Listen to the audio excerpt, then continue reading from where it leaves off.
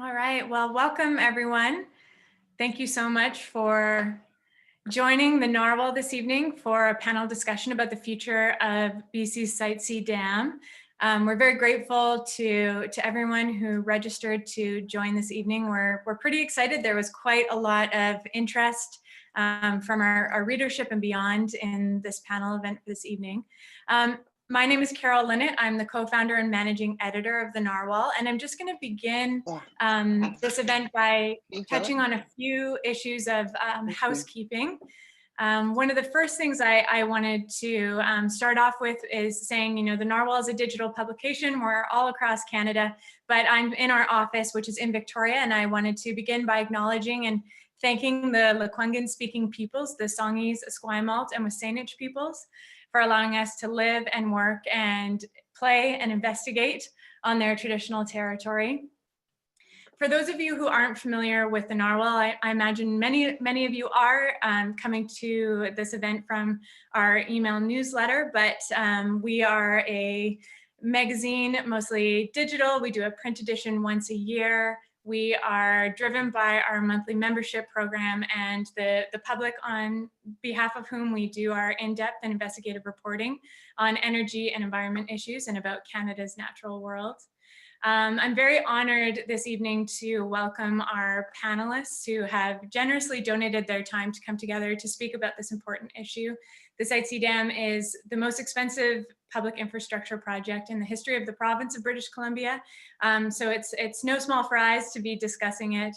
And our panelists tonight are very well positioned to speak to many different aspects of this project. To begin, we have Chief Roland Wilson of the West Moberly First Nations, one of our panelists this evening. Also Judith Sayers, the president of the Newfoundland Tribal Council, a member of Clean Energy BC, a board member, and also a member of the Indigenous Clean Energy Council. We have Mark Ellison, the former president and CEO of BC Hydro, the former chair and CEO of Ontario Hydro, and the former chair of Manitoba Hydro, as well as our very own Sarah Cox, the Narwhal's BC reporter, and the author of the award-winning book, Breaching the Peace, The Site C Dam and a Valley Stand Against Big Hydro. So those are our panelists for the evening, and I just want to let all of you know just really quickly what basically the rundown of this event is going to be. So we do want to provide opportunity for our audience to ask questions. So in advance of this event, we received well over 100 questions from participants. Also, we're going to be taking questions from people during the event. For that reason, we're actually going to be running this event 20 minutes longer than we had originally scheduled. So instead of 4 to 5 p.m., we're going to run till 5:20 p.m. Pacific time. So for those of you who have to bounce off, that's totally fine. For those of you who want to stay on, we're going to really try to get through as many of these audience questions as we can. One of the things, if you'd like to join in the chat for this event, make sure that you toggle to all attendees in the chat function rather than all panelists, and that's going to make sure that everyone who's attending can see your comments. Also, we'd like to invite you to keep an eye out for audience questions that are going to appear in the Q&A box. And if there's a question that you really appreciate and would like our team to address, take a minute to just like it. That's going to signal to our team what the popular questions are, and we're going to use that as a sorting tool to address questions. So just a few housekeeping things there. And then finally, just before we begin, I'd really like to thank so many of you attending this event, our Narwhal monthly members. You are truly the backbone of this operation. You are what have made our in-depth and investigative reporting on Site C possible all along. So thank you so much for being here, and it's a pleasure to run this event with you and for you. For those of you who are not members of the Narwhal, we do actually have a special offer for you this evening. We want to thank you for attending our webinar, and we actually are going to give you sort of a first dibs on our limited Black Friday special.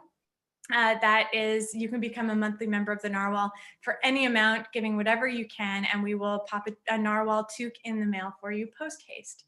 So there's going to be some exit surveys and opportunities for you to jump on and become a monthly member if you haven't done so yet.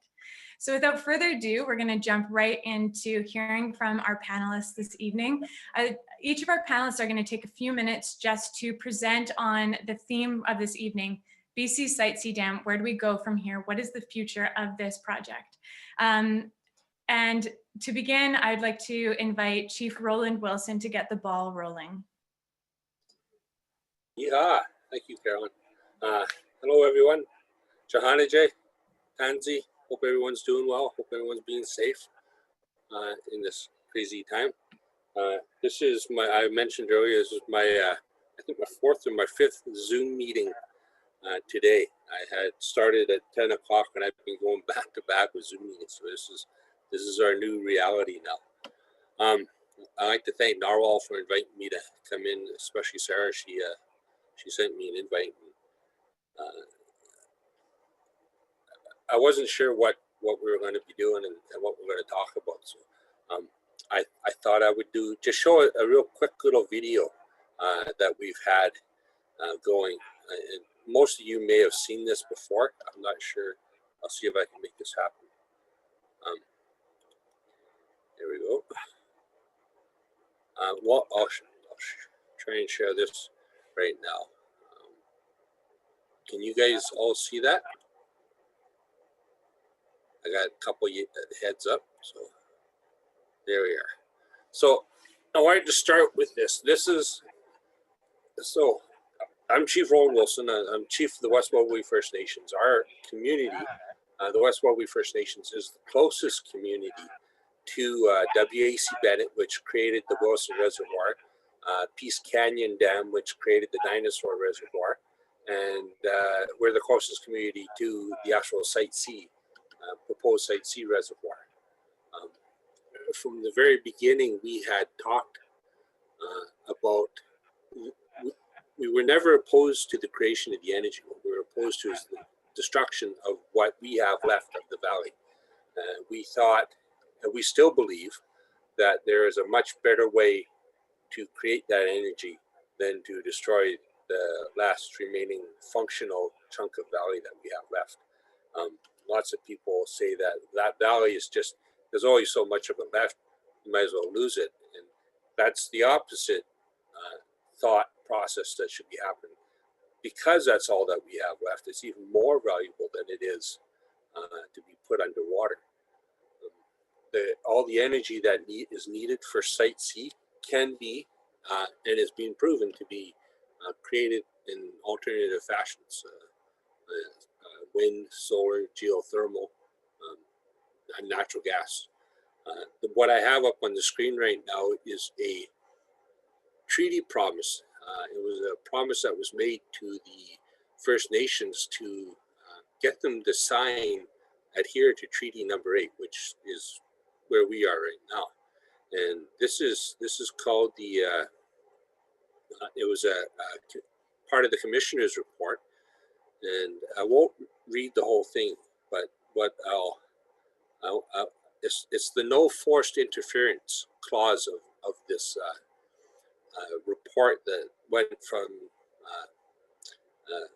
Liard, who was a treaty commissioner at the time, to Clifford Sifton, who was a Superintendent General of Indian Affairs back in 1899. It's the promise that if we sign treaty, we would have no forced interference with our mode of life. We'd be allowed to hunt, fish, and trap as if we had never entered into treaty after we signed treaty. And I'll try and get out of this thing now.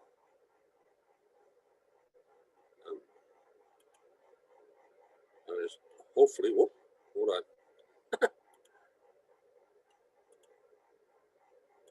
Technical difficulties. This is just a 1-minute little video. Most of you have seen this before, but it hits home. This little purple spot in the middle, that's West Mobley.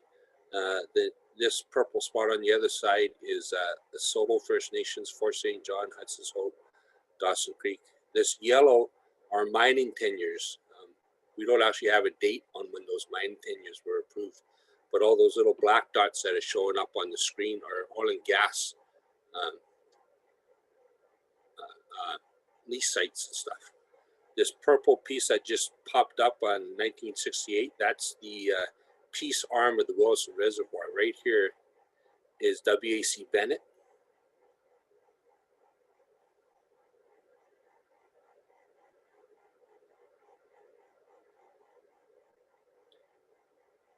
She's almost done.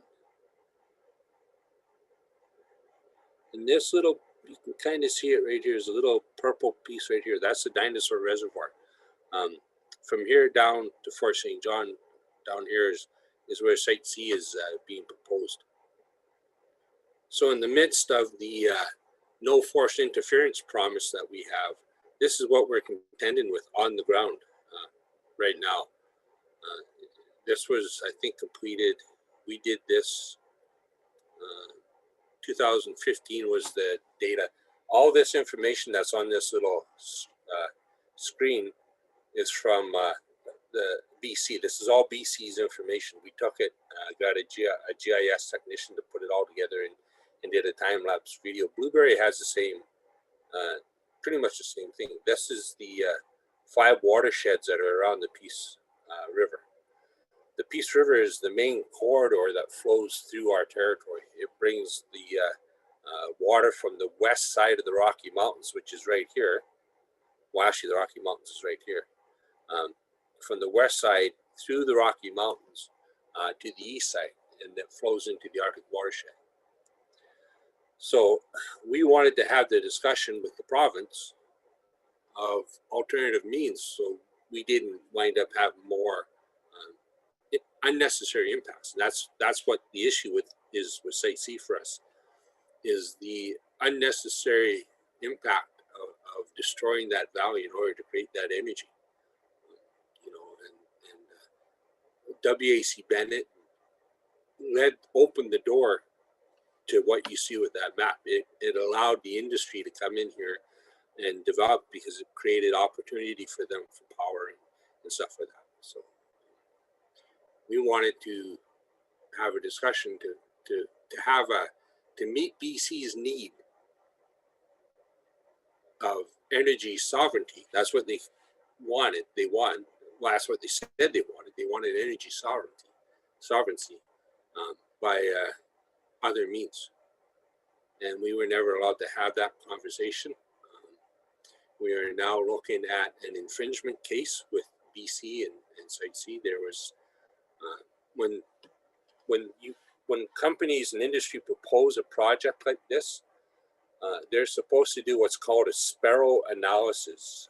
I think it was 1984. There was a court case that came forward from Muskrat down in the Lower Mainlands about an infringement on Aboriginal rights. And this is an infringement on treaty rights, and they're allowed to infringe, but they have to justify it. There has to be a reason to infringe. And with Site C, there is no reason. It went to the British Columbia Utilities Commission in the early 80s, and they told them that there was no need for Site C. They should actually look at alternative measures to produce that energy, and they named geothermal as one of them. It went again to the BCUC. I don't really know. I can't remember when that was, but same thing. It was determined that the energy wasn't needed. It should have went during the Site C's EA process. It should have went before the panel, but the government at that time, the Liberal government, wrote them out of it. So the public oversight body that looks at this stuff didn't get a chance to review it. And it was Horgan's, the NDP's, the new government's promise that if they got elected, they would put it towards the BCUC, and they would abide by what the BCUC's said. And the BCUC came out again and said, well, you know, this project's still not warranted. If you stop it now, there'd be no net loss to BC, and we believe Horgan failed the people of British Columbia by allowing this project to go ahead. And it's it's estimated to be over $12 billion. When it started, it was estimated around 6.8. Now I'm seeing reports that it's going to be over 20. So I'll stop there. Thank you all for listening to me rant, and look forward to the questions and dialogue. Hello, everybody. Roland, a whole bunch of participants have asked if there's anywhere they can access that video that you've just shared. Sizable donation to the Stop Site C Fund and I will send you one. Perfect. It was presented during the panel discussion, so it's public information. I don't know that. I don't know where you can find it. I have a copy of it. I don't know if I'm able to share it. I don't know. Okay, well, but it's available, I think. okay, and our team at the Narwhal's looking for it right now, and we'll try to share it, find a way to share it with everyone, whether that's through our social media or on our site. So thanks everyone for asking for a copy of that. And Chief Wilson, thank you. This panel is, entitled "Where do we go from here?" Starting this conversation off with a reminder of treaty language is a very important way to ground this conversation and where we've come from. So thank you for starting us off on the right foot. Judith, I'd like to transition to you if you'd like to jump in and give your introductory remarks. Okay, thank you. I think I'm unmuted, is that right? Yes, hello to everybody. It is so exciting to me that so many of you want to listen to about Site C, because we have a lot of work to do in British Columbia to stop Site C. It must be terminated. There are far too many risks, both environmental and financial, to carry out this project to completion.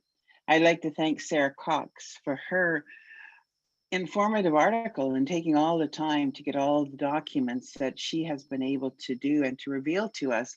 We knew a lot of things are going on, but we didn't know to the extent until Sarah did her investigative piece. So thank you so much for that. On December the 12th, 2017, so that we're almost up to what, 3 years since John Horgan said, "It is with a heavy heart I make the decision to proceed with Site C, of course, but it was with the enthusiasm that we can address the issues we campaigned on, making life more affordable, making sure we're building schools and hospitals," said Horgan. "If we absorb $4 billion in debt, we couldn't do that. I was not prepared to foreclose on the future of generations by making a decision today that made me feel better." At that point in time, there'd been $2 billion spent, and they were estimating approximately $2 billion in reclamation. So what really had to be reclaimed?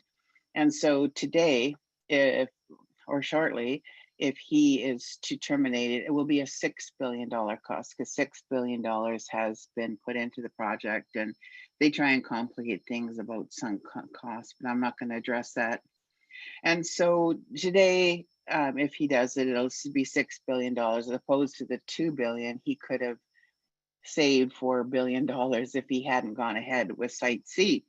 And then he went on to say that with respect to First Nations, he said, "When it comes to reconciliation and working with Indigenous leadership, there has been over 150 years of disappointment in British Columbia," said Horgan.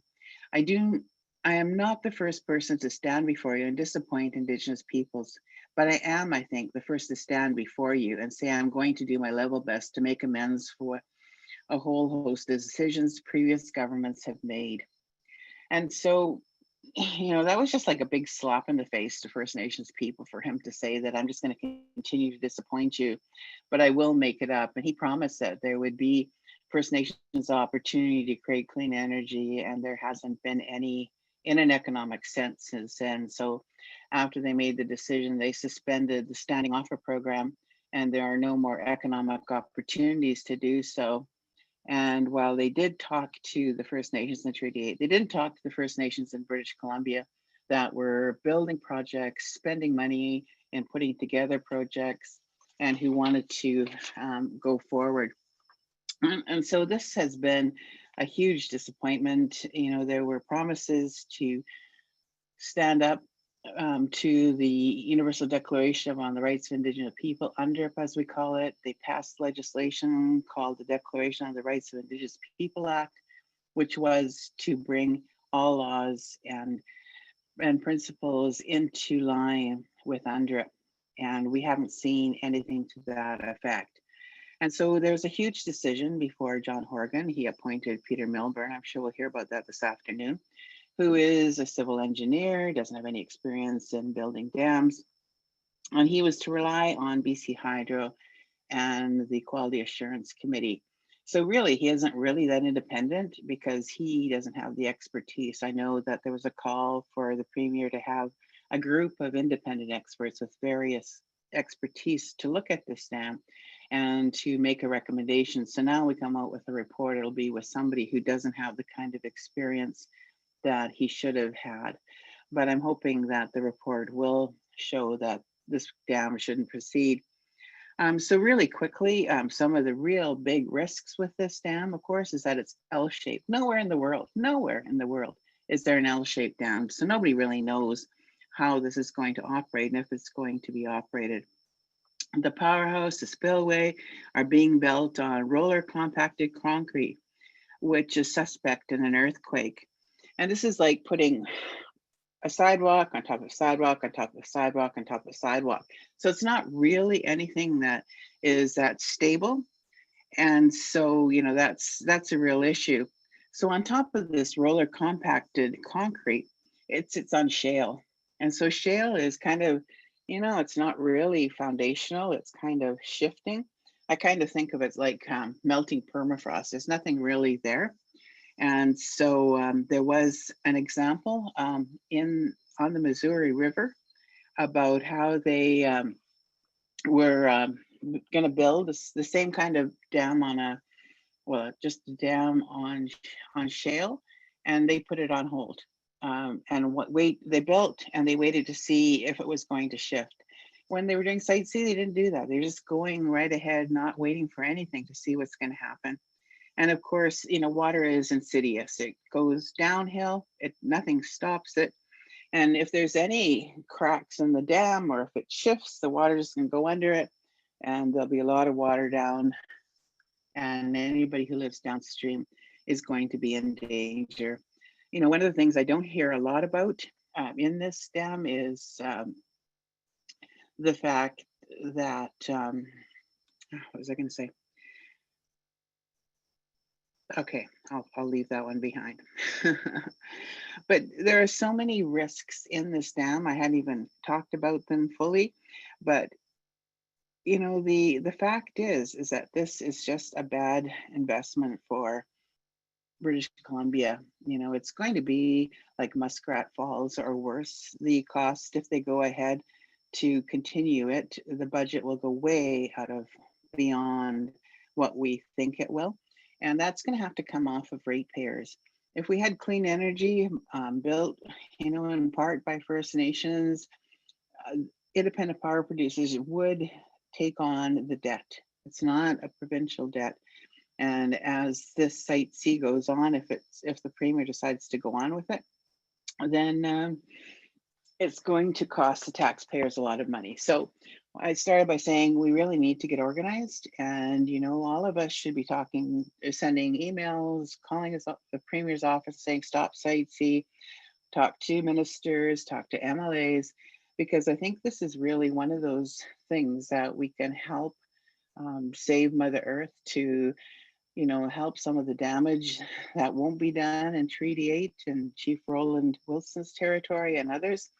And there's something that we can do. If we just sit by and let the Premier make a decision one way or the other without saying anything, then I think, you know, that would be a big problem for all of us. So I hope that, I don't know whether or not Horgan is going to be brave enough to make this decision, but I think we need to help them to get there. So I'll try and stop there, and thank you for the opportunity to talk to you. I look forward to questions as well. Thank you, Judith. You've touched on so many of the topics and questions and issues that we've seen come in through our questions that have been submitted to us in advance of this event. So thank you. I'm sure everyone was, you know, eager to hear about that and would like to hear more. There's maybe no better person on this panel, or I mean, probably potentially in the country, to speak to the issue of ratepayer increases and many of the issues that you've raised than Mark. So Mark, I'd like to invite you to hop in here and give your introductory remarks. Oh, you're muted.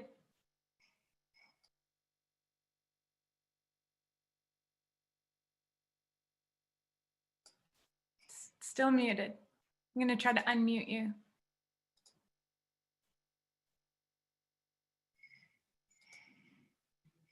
Let's see here. Can we force unmute Mark? There we go. There we go. Good, good. Okay. Let's start that again. Okay. Thank you, Carol. And good evening to everyone. I'm very pleased to participate in the Narwhal's webinar on Site C. When I was president and CEO of BC Hydro, we rejected building Site C. Why? There was a violation. There would be a violation of First Nation rights. The costs were too high. There were negative environmental impacts. There was a lack of electricity demand. And there were significant geotechnical challenges. These reasons are even more valid today. There is a cover-up of Site C's risk and escalating costs. Now, Premier Horgan referred Site C to the British Columbia Utilities Commission in 2017, but it was clear from the start that he wanted to continue construction. Now, how do I know? Well, there are four main reasons. First, he tied BCUC's hands. The commission was not allowed to recommend for or against the project, and its review was restricted to a short time frame. Further, geotechnical concerns were excluded from the terms of reference. Second, when BCUC concluded that the supply from Site C was unnecessary, Deputy Ministers of Energy and Finance relied on false allegations to challenge the regulator's findings. This public sabotage would not have been allowed without the government's approval. Third, prior to the government's decision to proceed, press conferences rejecting BCUC's report were held by NDP and Labour lobbyists. Those people lacked the courage to participate as interveners at the BCUC review, relying instead on media spin to carry their weight. Finally, Premier Horgan relied on fear-mongering. He inappropriately and erroneously presented sunk costs, the money spent on the project at that time, as having an impact on the government's operating position. This is utter nonsense. Debt from the project would have no impact on the government's operating budget. BC Hydro would amortize the costs over 70 years to avoid a rate shock. To contain project costs from escalating further, Premier Horgan announced a project assurance board, even though oversight should have been the job of the BCUC. Premier Horgan wouldn't even provide to us a list of members of the new board. Court documents tell us what Mr. Horgan would not.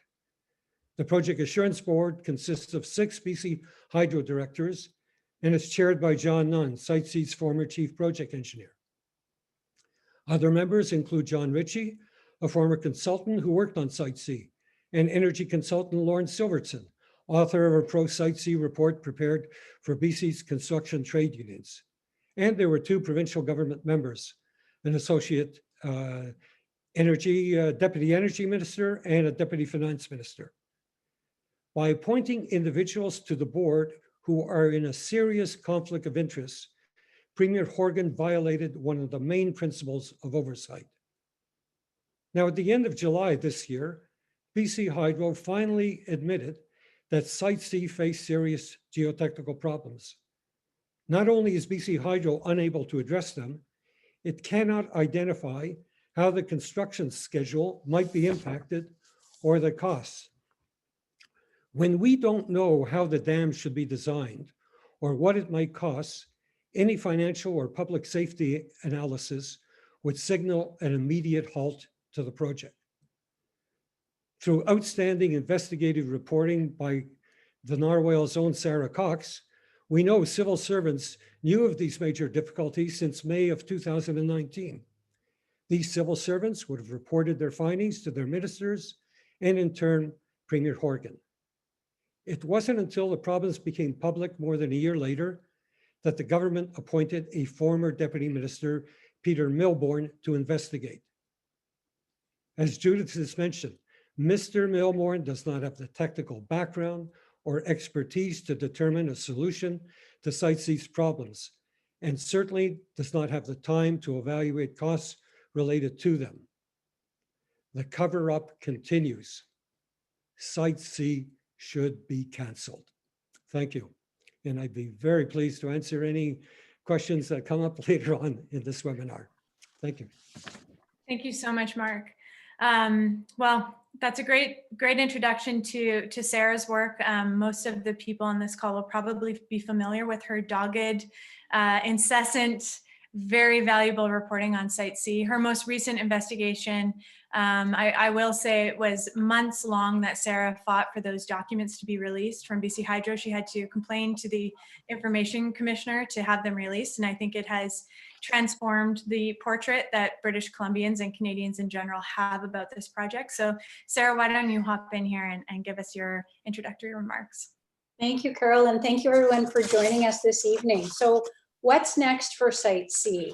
I think we can safely assume that the government is looking for ways to continue the project, not to cancel it. And I think we can assume that there's going to be a significant budget increase announced, and that there will not be the last budget increase that will be announced, but that the increases will come in increments over the next few years. And let's not forget that this was a project that was originally announced as a $6.6 billion project. Right now it's 10.7 billion and the costs are climbing. It's likely to exceed 12 billion, possibly much more than that. And what that means is that even at 10.7 billion, the project is uneconomical, meaning that the energy can't be sold for what it costs to produce it. This is a 100% debt financed project. We will not start paying for it until the power comes online, and every budget increase that occurs over the next few years, assuming the project continues, means that one day or another, we're going to have to pay it either as BC Hydro ratepayers or in the form of a hefty taxpayer bailout of BC Hydro. It amounts to the same thing. Ordinary British Columbians are paying for a project that is uneconomical. I think we can also expect that there will be continuing secrecy and a lack of transparency. Those have characterized the project right from the get-go, to the point where Harvey Elwin, who is an international hydro expert with 5 decades of experience working on large dam projects around the world, including on the Three Gorges Dam in China, said that he had never encountered such secrecy on a project. It's been very hard to get information about the project. And most of what we know is from court documents, as Mark mentioned, and also from Freedom of Information requests that come back heavily redacted. And for instance, we know through those documents that BC Hydro is giving out hundreds of millions of dollars in direct award contracts, meaning that there's no bidding for these contracts. One of them, or several of them, adding up to about $131 million, have gone to SNC-Lavalin, and SNC is in line for another unknown increase due to the problems that have been encountered at the project. We also know that Petro West, which was a company that was part of the main Site C Civil Works Consortium until it went bankrupt, was given a $10 million direct award contract on the eve of its bankruptcy. And in fact, I need to correct myself here, because it wasn't Petro West that was given the contract. The contract was given to executives of Petro West through a numbered company. So there's been a great deal of secrecy and lack of transparency. And until people demand that that stops, it's very likely to continue moving forward. The other thing that we can expect is that the geotechnical problems will continue, not just on the dam site as well, where the very foundation of the dam is, by BC Hydro's own admission, not stable enough to build the dam right now. And they've said in July that they don't know how to fix it, but there are troubles all up and down the valley. There's a major highway relocation because of the dam, moving a highway out of the future reservoir zone. That is proving to be hugely expensive as well, because the bridges, 5 bridges, need to be relocated, and they're finding that, big surprise in an unstable valley, that they have to spend more money and make the bridges longer in order to make them safe. And I think the other thing that we can expect is that, well, we can expect these continued geotechnical costs. And I thought actually, because we keep talking about the dam being built on shale and not being built in a narrow rocky canyon where most dams in northwestern the United States and BC are built in narrow rocky canyons, but Site C is being built on shale, and it's being built on a type of shale called Shaftesbury shale. And Arthur Hadland, who's a Peace rancher and a former regional director up there, actually sent me some Shaftesbury shale a couple of weeks ago, and I thought I would show you what it looks like. I can't see whether you can see it there. Anyway, this is what it looks like. You can see it's very fine. It's basically compressed mud and clay, and it kind of crumples in my hands. So this has been the biggest geotechnical problem for the project. It's still unresolved. We don't know if BC Hydro is going to be able to resolve it, but even if they come up with a fix for the dam's foundation and the powerhouse, we can be sure that we haven't heard the end of geotechnical issues associated with this project. And I think I will leave it at there. Thank you. Thank you, Sarah. And so interesting to have a bucket of Shaftesbury shale make an appearance on this panel. I appreciate what you've raised here, Sarah, and I wonder if, especially in light of your investigative article and new revelations about the instability of the slopes of the project and how those will contribute to escalating delays and costs for the project. Roland, I wonder if we could come back to you for a moment and you could speak to, in some ways, the changing nature of this project over the years. And of course, it just seems to be going from bad to worse, especially in terms of costs. And I wonder if you could give us a sense of how you're, understanding these new revelations, and in particular, if they play any role in your nation's ongoing legal challenges against this project. Well, nothing that's been said is surprising. All of this stuff has been said right from the very beginning. They just have refused to acknowledge any of it. There was a study done by a Dr. Jill Wendling. He's a groundwater expert, and he raised huge concerns. He said they don't have anywhere near enough information on groundwater activity in the area. They should have thousands of test holes and have a clear understanding of what's going on. And when he looked at the reports that they provided him, they had a couple dozen of these geotechnical test holes, right? And now all of a sudden there's geotechnical issues happening.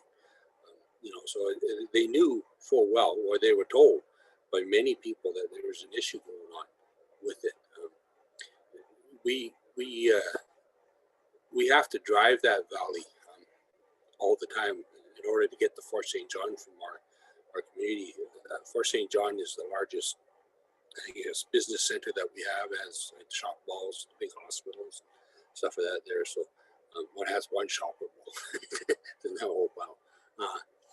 So we have to drive through that valley, and it's like people are developing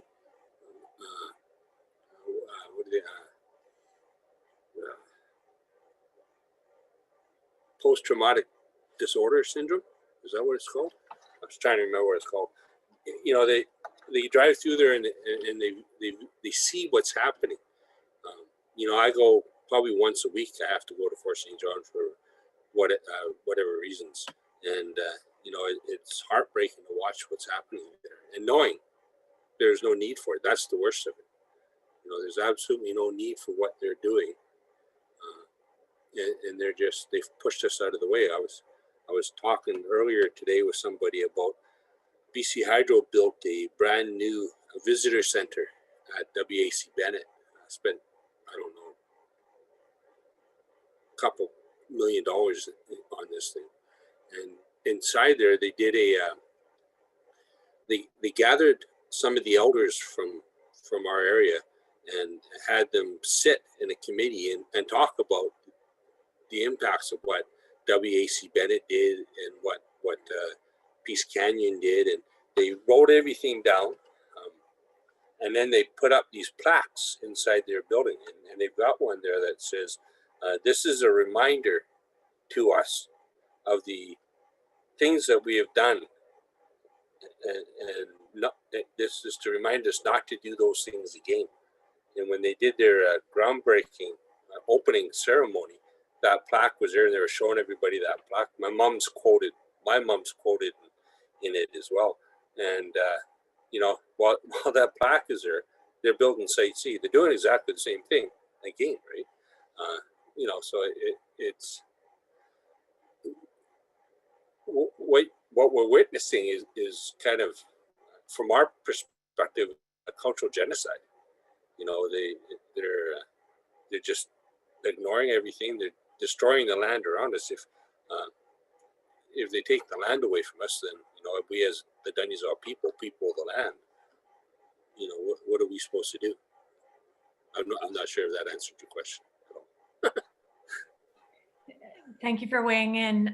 Actually, following on much of what you've touched on just now, in terms of understanding the cumulative impacts of projects like these and many others on Indigenous communities and First Nations historically over time. Judith, I wonder if you can speak to some of your work that you've done to understand the way that what many people think is a sort of tunnel vision in BC around the Site C project, how that's actually affected the capacity for Indigenous communities to pursue small, sustainable, local clean energy projects. Sure, would love to.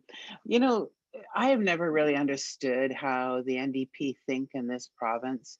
Site C was a decision of Gordon Campbell, and then Christy Clark promised to push it to a point of no return. And then, Horgan criticizes them for that fact, but he proceeds with it as if it's his project. And now it is his project. He's got to own it. And if it goes ahead and it costs a lot of money or has a natural or an environmental disaster, which is a great possibility. I've always thought that it's going to be Mother Earth that's going to stop this project. So because Site C is going to create a lot of energy, the thought by this government is that we don't need to buy anybody else's power, and we can create it a lot cheaper than independent power producers. Of course, now we have this huge balloon budget that is probably going to send the cost of energy really high, and it won't be in anything in comparison to clean energy. So when they decided to proceed with Site C, they decided to suspend the standing offer program, which was the only economic development opportunity for First Nations. Up until that point, we were able to bid into calls for power, and we are able at any time to make a bid in the standing offer program, which allowed us to create clean energy projects of any type up to 15 megawatts. And many First Nations were doing that either on their own or in partnership with other companies. And many great projects were built under that. And many First Nations were trying to build other kinds of projects, invested a lot of money, and then they were just suspended. And so there's a lot of money that was wasted, not used by First Nations because of the suspension of the program. And the BC government has never seen fit to try and do anything to make amends with First Nations. And although money has been put into a couple funds, it's for smaller projects within communities, which is a good thing. Becoming energy sovereign in your own community, building capacity in your own community. But, you know, clean energy project is something that First Nations really want to get involved in because it's high environmental standards, and it's economic development that we can live with. And it's also working towards climate change, no creation of greenhouse gases, as any kind of burning of natural gas would do. And in fact, Site C will produce as well. So First Nations have always wanted to do this, and we've been lobbying the provincial governments to open up opportunities so we can create jobs, revenue, and, you know, work towards high environmental standards in our territory. And so, you know, we haven't been able to do this. And, you know, the only crack in that might be possible is the BC Utilities Commission has recommended to the BC government that we be allowed to be building utilities within, well, I think it's basically on our reserves, but I think we'd be pushing for utilities within our territories. And so that's, I don't even know if that's going to be possible, but you know, that's kind of where we're left, is just out in the cold. And then of course, a lot of you know about Bill 17. And this was the BC government wanting to amend the Clean Energy Act to do away with self-sufficiency. And this was so BC Hydro can go to Alberta or the US and buy cheap power. They just don't, they turn off creating energy and the Bennett Dam, for instance, and then they buy cheap power and sell it and make money. And they wanted to do this more. And so instead of coming to First Nations and say, First Nations, can you build us some energy that we can buy from you? They want to just, you know, make money themselves and make use of Alberta and US power. So everything they do with First Nations is pushing us away from our ability to create clean energy other than our own communities. So this has been a really big slap in the face. But I mean, none of us like Site C because of the environmental impact, because of the destruction of rights and sacred sites, you know, and we support Treaty 8 in their opposition to it because they're the ones that are living with that whole impacts. So anyway, hope that answers your question. Thank you so much. Following on what you've raised, Mark, I wonder if you can speak to one of the things that, you know, we hear a lot, and some of our participants this evening have raised this question too. You know, people are feeling so much urgency around the climate crisis. They know we need to move off fossil fuels and move towards smaller, sustainable, renewable energy projects. But they're always hearing that these hydroelectric projects and, you know, Site C, they're going to provide stability to the grid to cover intermittency problems that arise with these sort of small sustainable energy projects.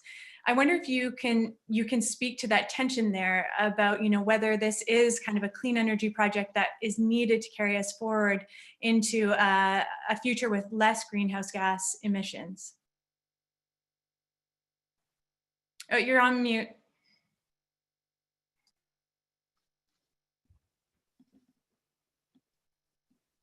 How's that?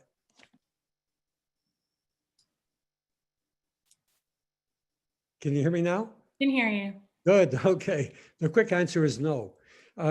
Site C is not a reservoir, a large reservoir that can be compared to like a storage, a battery storage. It has very limited capacity. But more specifically, what I'd like to, in answering the question, I just want to emphasize what has taken place over the years. So on Site C. So you've had costs that have gone up from an initial estimate of 3.3 billion. And when the design was changed in 2011 to give you that L shape, it became 6.6 billion. It then went to 7.9 billion. It then went to 8.9 billion. And Horgan pushed it to 10.7. And now you're looking at a cost north of $12 billion, 12 to 14 billion. And what we are finding with regards to the geotechnical challenges, which we've known all these years, is that costs then become infinite. Like there's no way you can do a discounted cash flow in order to compare Site C with any other possible renewable energy, because you will never have a fix on the costs. 4 years ago, when I was interviewed regarding Site C, I said, you can push as much money as you can at Site C to try to fix the geotechnical problems, but you won't know until you start construction. And once you start, it's a never ending. But what is added urgency right now, and that's why should be such a push to cancel a project, is the area of public safety. If the costs are infinite and you don't know whether you have a safe generating station, to do anything but stop it is reckless. And I think Premier Horgan keeps referring to, I'm going to follow the science and the economics. Well, he's gone through 2 stop signs, and to continue is totally reckless. I've mentioned before that when he made the decision to go ahead, this would be his folly. And if he continues in history, this will be known as Horgan's folly. And I'm hopeful that with the immense geotechnical problems that are there today, that the Site C project will be canceled. It's interesting to think about the concept of folly and how this project might be viewed from a more critical point in the future. On that note, I'm thinking about the Muskrat Falls project in Newfoundland. Sarah, our readers funded a trip for you out to a very expensive hearing that took place that was intended to look back on the Muskrat Falls project to understand how it had gone so far off the rails. I wonder if you can speak a little bit about your experience reporting on other hydro projects that were maybe, full of regret after the fact, and if that influences or helps you understand what's happening and what's emerging with Site C right now. Sure. So BC has much to learn from Muskrat Falls. And for anybody who doesn't know about Muskrat Falls, it's a dam that the Newfoundland and Labrador government has built. It's actually completed in Labrador. And it's a project that, like Site C, started off at about $6 billion. It's now over $13 billion. And it's about at least a year away from producing a single megawatt of energy. Costs are expected to skyrocket another $1 billion over the next year. Completely uneconomical. The people of Newfoundland are going to be the ones paying for it. Again, the energy will be exported for far less than it costs to produce. And something we can learn from Muskrat Falls and the Kiosk Dam in Manitoba as well is that our crown corporations were set up to provide economical, low-cost energy to the people of the provinces they serve. And somehow they have strayed from their mission with these huge, expensive mega projects, again, uneconomical mega projects. And so one thing I learned at the Muskrat Falls hearing was that about well, there were so many things that came up at the hearing, but there's so many parallels with BC. One parallel that doesn't exist is the geotechnical problems. So we have a lot of similarities, but Muskrat Falls didn't have the geotechnical problems.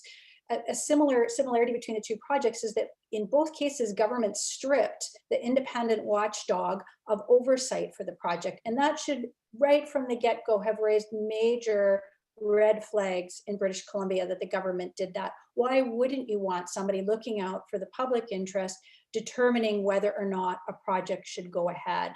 So that is definitely something we can learn from. As Mark Ellison noted, the independent oversight in British Columbia has not been restored. We had an instance just a few weeks ago where the BC Utilities Commission sent a long list of questions to BC Hydro, asking them for responses on everything from geotechnical issues and when they had known about them, to try if they could justify the awarding of a direct award contract and who the other potential candidates for that contract were, and they were completely rebuffed.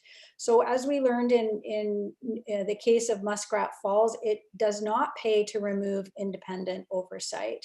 And there's so many more parallels, but I think I'll leave it at that so we can move on to questions. Thank you, Sarah. We've received just so many questions from our readers in advance of this this evening's panel, but also now as it's been ongoing. And I have to say that by and large, the most predominant question that we're getting here is, what can British Columbians do to weigh in, and can they in any way participate in stopping this project? I'd like to just open the conversation up to all the panelists now to speak to that. I'm not sure who wants to jump in on that, but that is something that our readers and British Columbians generally, I think, are very curious about. Sarah, you speaking about the BC Utilities Commission, ostensibly the public watchdog in this issue and with the Site C project, asking questions now. They're very limited in what they can do on this project. And so I'm very curious for what the panelists here think in terms of if there are levers for stopping this project.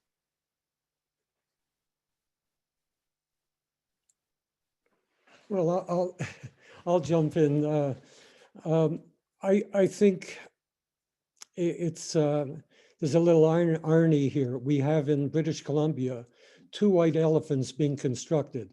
One is the Trans Mountain pipeline expansion, and the other is Site C.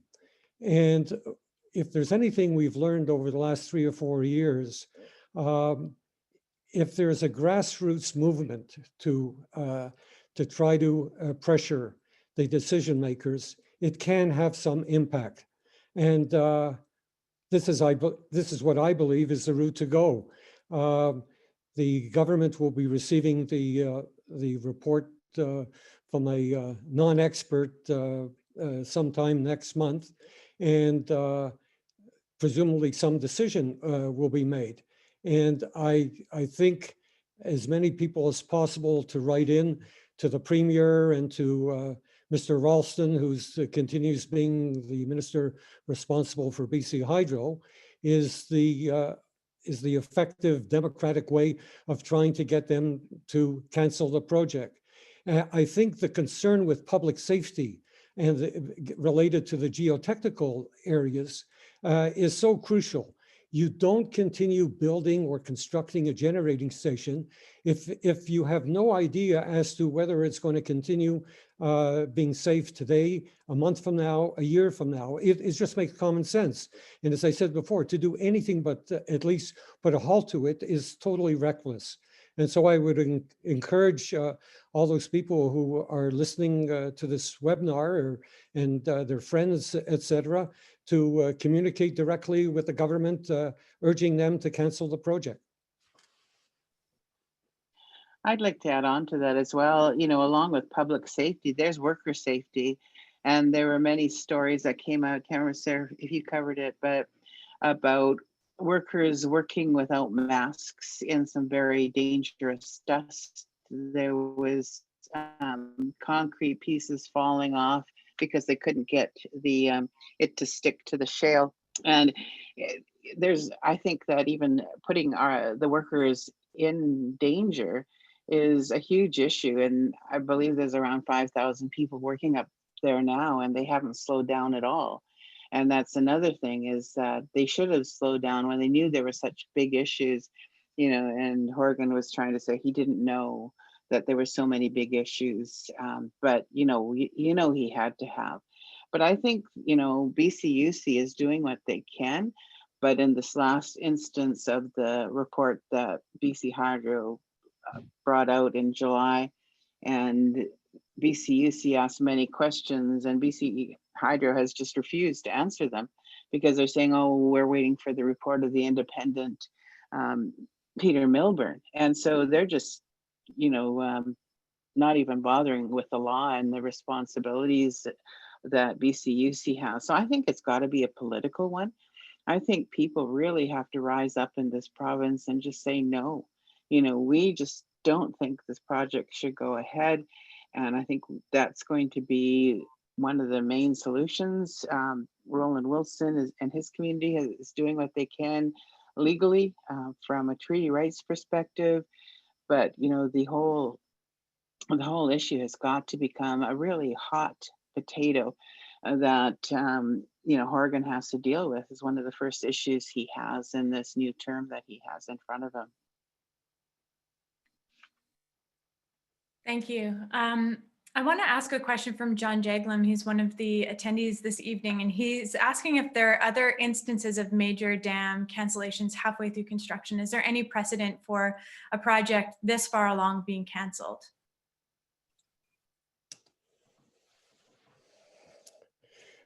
Well, we've had a situation developed in the last 10, 15 years where generating stations that have been built have been torn down related to the fisheries.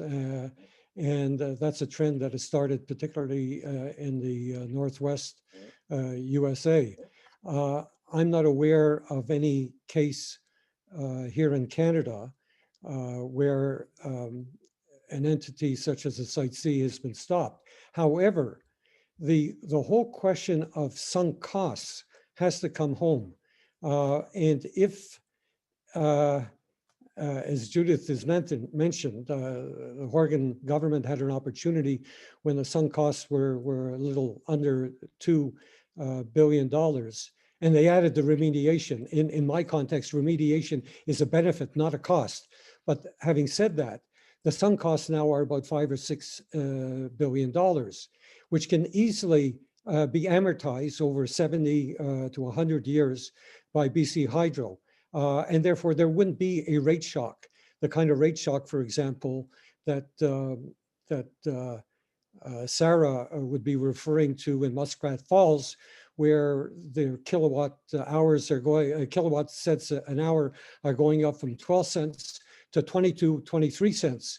And the province itself is going bankrupt as a result of the debt related to the Muskrat Falls. Now, all these calamitous events can be avoided if it comes to a halt now. And so this is what I would urge, that those who are aware of the fact that sunk costs, the fallacy of sunk costs is something that you forget about because you've lost it. You deal with it in terms of depreciation or amortization of the future, and you get on with renewable projects that Judith has referred to, that are cheaper, that have less impact on the environment, or in fact, they're positive for the environment. And that's the way to go. One of the other questions that we have coming in, this is actually sort of a combination of two questions.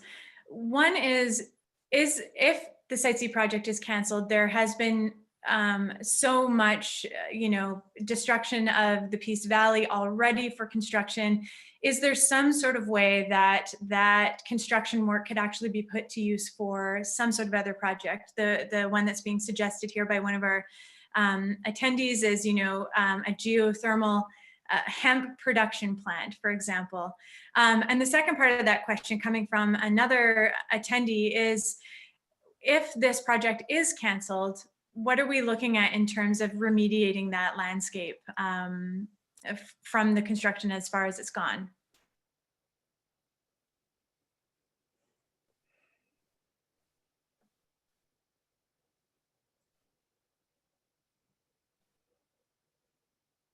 Well, I think remediation could be as simple as leaving it as it is, letting it take its natural course, to finding way, because it's, what is it, concrete and the shale that's there. That would be at no cost. I think there's various ways to remediate that if it needs to be remediated. But I think that they should work with all the First Nations up there on how that could be done in the best possible way, because there's been so much damage done already. So I just think that have to look at some of those experts that could look at remediation at the least possible cost. But whatever happens, it won't be as devastating as completing Site C. I can speak briefly to the remediation issue. So when the decision was made to continue with the project by the new NDP government 3 years ago, the cost that was tossed out by BC Hydro for remediation at the time was $2 billion. And somehow that got tacked onto the $1.9 billion at the time in sunk costs, and it became $4 billion in sunk costs. But that $2 billion was never independently verified. There was never any budget presented for that. It was basically a number pulled out of thin air. And it is very interesting that in the current Site C budget, there's no money at all for remediation costs at the end of the project. So I'll jump in a little bit here too. Everything that's being done so far, other than the actual construction on site, you know, we've lost some important old growth. We'll never get that back, but a tree will grow back. You know, old growth is old growth until a fire comes through and destroys it, and then it starts anew. The farmland that has been destroyed currently, I don't think we could ever get that back, but we haven't lost all the farmland. There's still some good land left in the valley. The wildlife will return to the area. You know, there's opportunity to. We tried to have this talk with the NDP about changing the scope of what Site C was, and doing more of a true run of the river, or a number of run of the river projects where we wouldn't have to flood the valley. You know, they know that there's geothermal energy here. They know right at WAC Bennett they have a steam vent. You know, it's one of the attractions for coming to Hudson's Hope is to go up and look at the steam vents. They know that there's geothermal capacity here. You know, they've got hundreds, thousands of wells. All those little dots that you've seen on that map that I showed, they have downhole temperatures of every one of those little dots. They know where all the hot spots and northeastern BC are. Yeah, and they could quite easily start doing geothermal. They could do 20 geothermal plants at a fraction of the cost of what Site C is, at a fraction of the environmental footprint of what Site C is, and produce way more jobs for people. You know, solar energy has plummeted. The cost of building solar energy has plummeted. You know, they could diversify the energy portfolio and do a combination of solar and wind and geothermal. You know, they're pumping gas out of the ground right now to ship to overseas to other countries to get them to produce it. You know, what we could use that, and I'm not advocating for gas, but you could use that as a bridge until new technology gets developed. You know, and then you can reclaim that. You can't reclaim a reservoir that easy. Once you flood that, that's gone forever. The damage is done. You know, and that's the key. Up until the point in time where they start holding back water, this could be stopped. You know, and things will go back. A tree will grow back. It won't be the same, but it'll grow back. We tried to have these conversations. Nobody would listen to us. You know, they talk about the geotechnical stability of the area. They know that there's a fault line there. They know that they set off an earthquake with one of the fracking projects that happened close to the area, and they created a 4.4 earthquake in the area. They shut down the site, evacuated everybody out of there because of it. You know, and then nobody. I don't know why that didn't halt the project right there, stop the project right there. But you know, now they've come up with they're not allowed to drill wells around the area. It's like they keep putting band-aids on this wound when they have to cauterize this thing and chop the limb off, I think.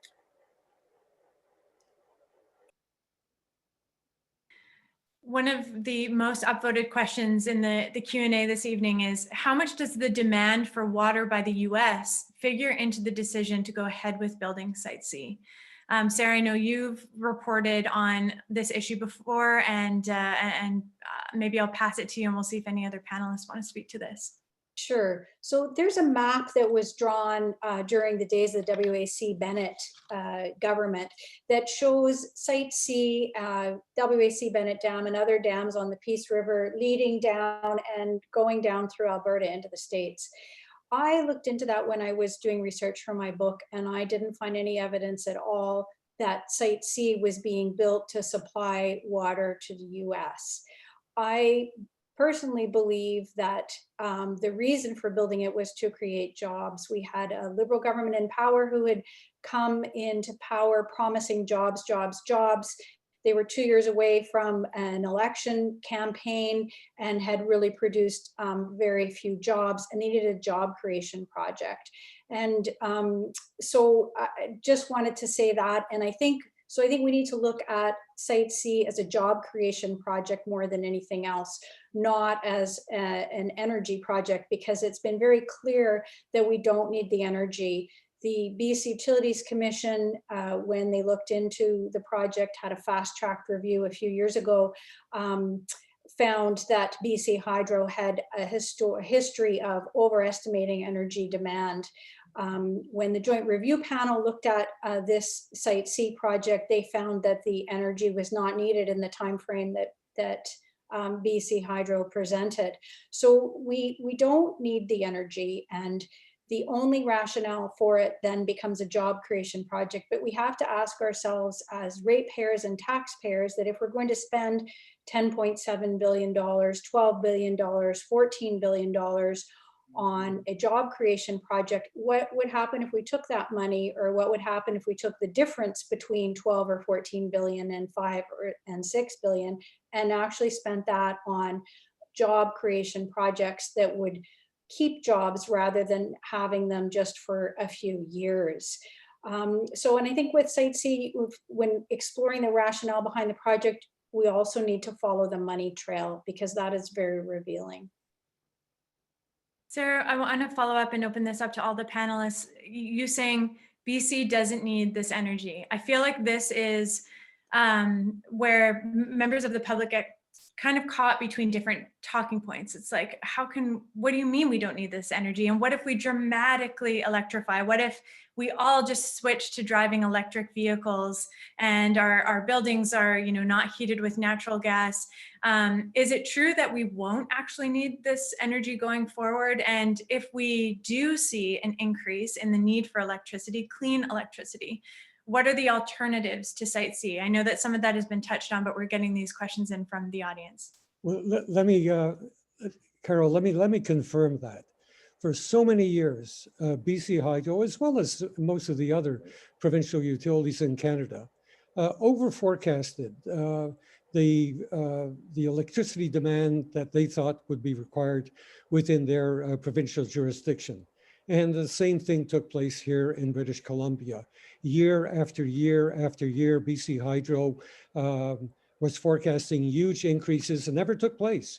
So if you go back for 10, 15 years now, you'll see a flat line without any increases. Now, I'm not even talking about the impact of the pandemic. BC Hydro itself, since the pandemic has impacted us, has further reduced their demand electricity requirements by 10 to 20% to such a degree that, as Judith knows, they've canceled some IPP projects using force majeure on those take-or-pay contracts. They're spilling water on some of their existing stations.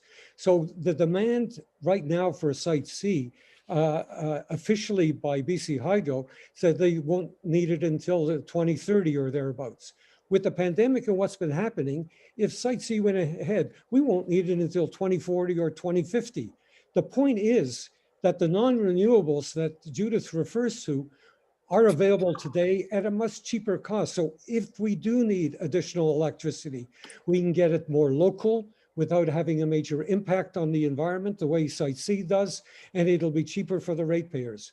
And that's been confirmed all over by all the independent economists that have attempted to measure this in recent times.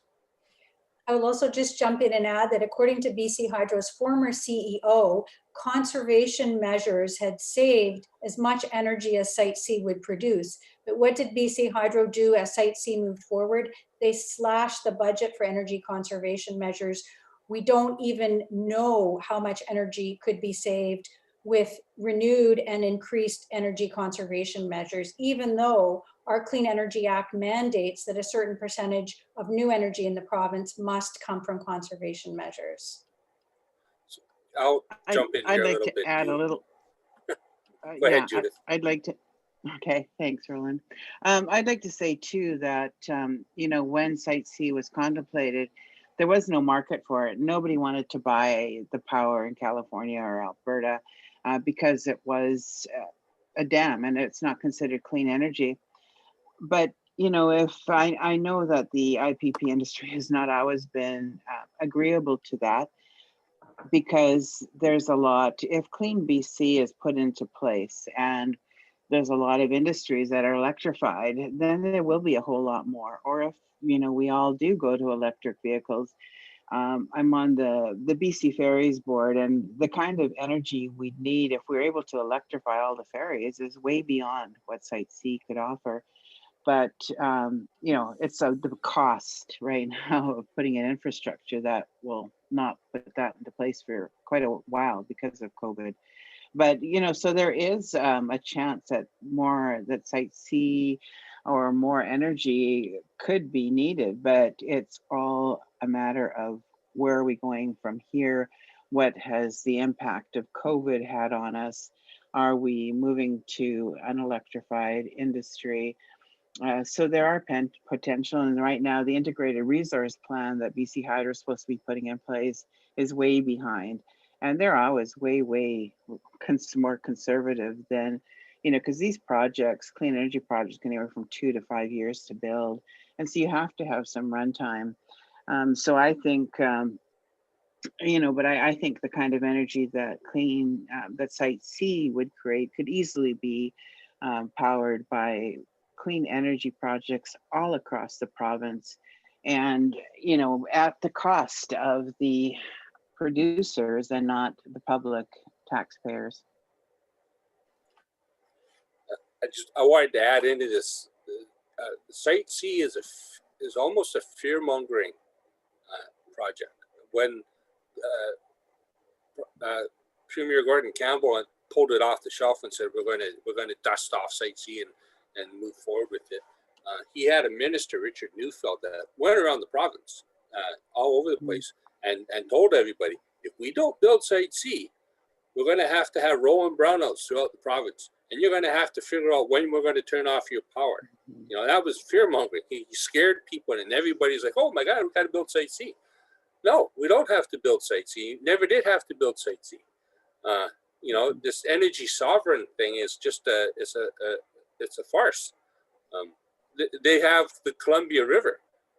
If we were in dire need, they could cancel all the contracts on the Columbia River and we'd be energy sovereign overnight on that. But they're not willing to do that because they're selling that power.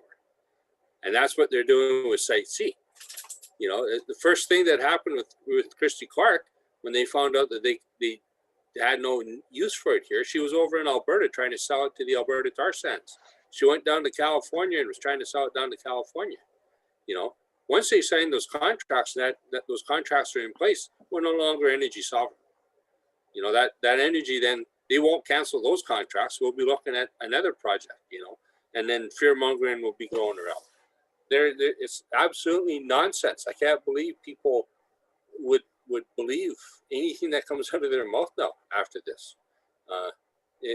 It's absolutely ridiculous.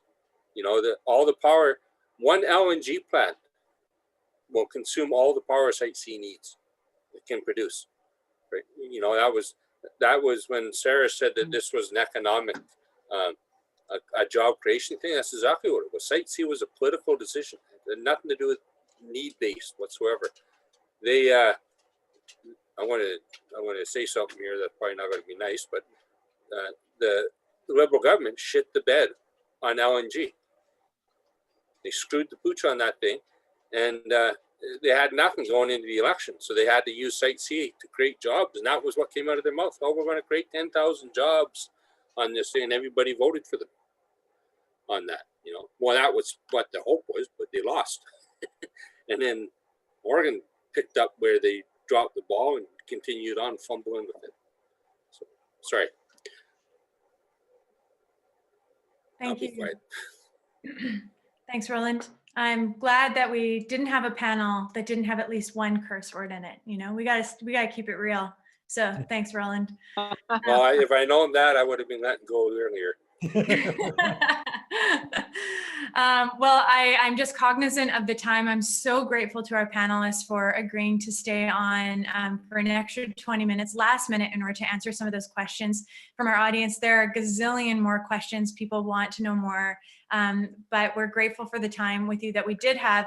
If anyone is curious about the future of Site C, what comes next, what is going to happen, stay tuned to the Narwhal. Keep your eye on the intrepid and indefatigable Sarah Cox. She will not stop reporting on this very important project, and we will do what we can to bring the information to you. I do want to remind you that we have a special membership deal and opportunity for all the attendees of this panel, which is an early opportunity to jump on our Black Friday sale for membership. Become a member at any amount per month that you can afford, and we will pop a Narwhal toque in the mail for you. You'll have one of these yourself to keep you warm. Hopefully there are no rolling brownouts of energy this winter. We don't have to worry about that, but you can still have a Narwhal toque to keep you warm. And you'll have all the in-depth and investigative journalism you could ever want to keep you company at night. Thank you so much to everyone for attending. We are stoked that so many of you wanted to participate in this. Thank you to our panelists. Thank you to our members. Take care. Ujo, sila. Thank you, everyone. Cleko, cleko. Thank you. Be safe, everyone.